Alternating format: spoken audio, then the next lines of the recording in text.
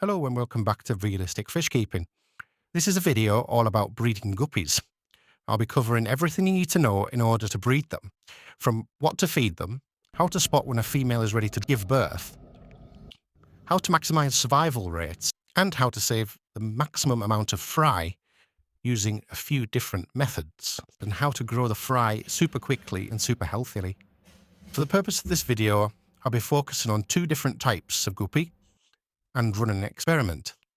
An albino strain called full redback red ear koi, and a non-albino type called metal snakeskin bluetail. I want to see if there are any differences in breeding these two types, such as growth rate, survival rate, and amounts of fry that each type drops at a time. So how do you breed guppies? These are categorized as a live bearer, which means that they give birth to live babies. The babies instinctively hide and rise to the surface shortly after being born. They are in serious danger because the parents don't show any parental care and will eat them if spotted. I've come up with an idea to add this basket which the fry hiding away from their other fish. I'm then able to collect them with a small net or a turkey baster to remove them into another tank to grow them on.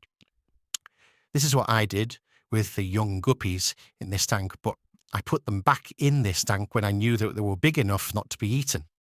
Here is another example of the basket method with the metal snakeskin bluetail variety.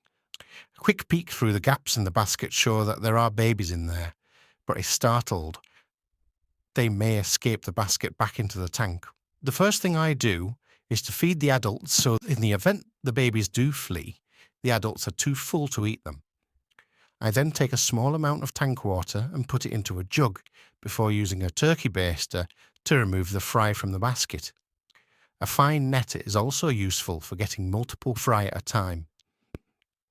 I've already found that these snakeskin guppies produce far more babies than the albino kois do. Another method is to remove the female when she's about to give birth. You can tell when she's ready by the size of her abdomen.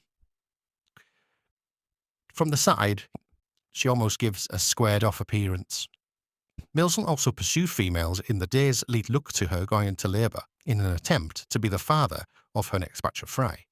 There is a very short window of only a few days after she gives birth that a male can impregnate the female before she automatically becomes pregnant again with one of her previous partners. That's because female guppies have the ability to store sperm from previous matings in the event that there are no males nearby. However, there is a very high chance of around 98% that a new partner will become the father of her next batch. This koi albino female looks nearly ready, but perhaps a couple more days to wait. However, this other female I have is also due and has started to go into labour.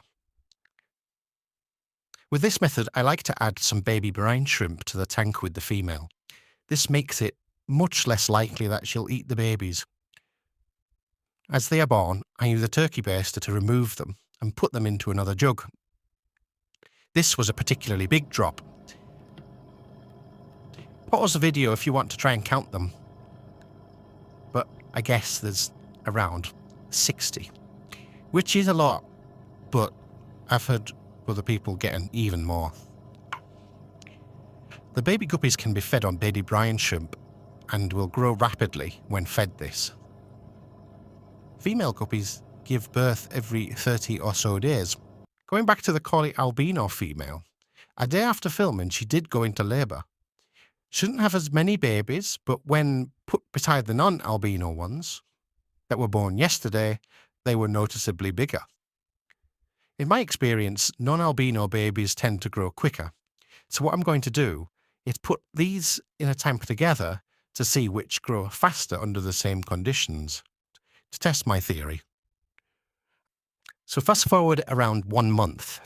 Fry have definitely grown at different speeds, with the metal snakeskin bluetails growing much quicker than the albino full redback koi. At this stage, we can begin to see some larger ones starting to reveal their gender.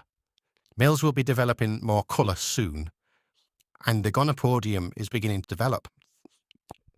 Females will keep their shape of their anal fin, which is a sort of triangle or fan shape. The albino strain seems a little behind in terms of development, despite being slightly larger at birth. But remember that the birth of these two strains are only separated by one birth. Fast forward again to around 2 months old, and they have been separated into their two different strains in two different tanks. This is to avoid any crossbreeding between the strains in order to keep them pure and line bred, because now they can be considered sexually mature. Males are showing much more colour, particularly around the middle of the bodies where females generally stay less colourful. The albino strain is still growing more slowly, but there is colour, particularly on the heads of the young. They are big enough not to be bothered by their parents now and have been reunited with them. Jump forward another month and the young are mature enough now to breed. Colours are intensifying and will continue to do so for a few months yet. Again, the non-albinos have reached this stage quicker. However, the albino strain is beginning to catch up. At around 4 to 6 months, the young are now adult and may well have had young of their own. Interestingly, both strains seem to reach this stage at around the same time. However, this could be due to different factors, such as a larger tank space and less competition for food.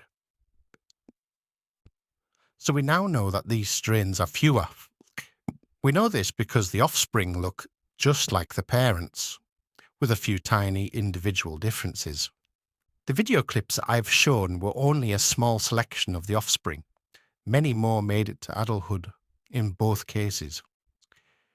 Interestingly, there were many more females in the metal snakeskin bluetail strain and many more males in the albino koi strain. I believe that this is purely coincidental. As for survival rates, both strains had excellent survival rates when fed baby brine shrimp regularly, but also given a granular food alongside it called Prima Mini Granules. So what next for these two? I'm actually going to crossbreed these two strains just to see what happens. Until now, I've only been crossing strains with similar traits, such as two different albino strains. But an albino to non-albino is something I've never done before, and I'll be eager to see what the outcome is. I'll only be crossing 1 or 2 pairs whilst also keeping the strains pure in separate tanks. I'll update when the babies are born, but now is your chance to predict the outcome of the cross. What do you think will happen? Until next time, bye for now.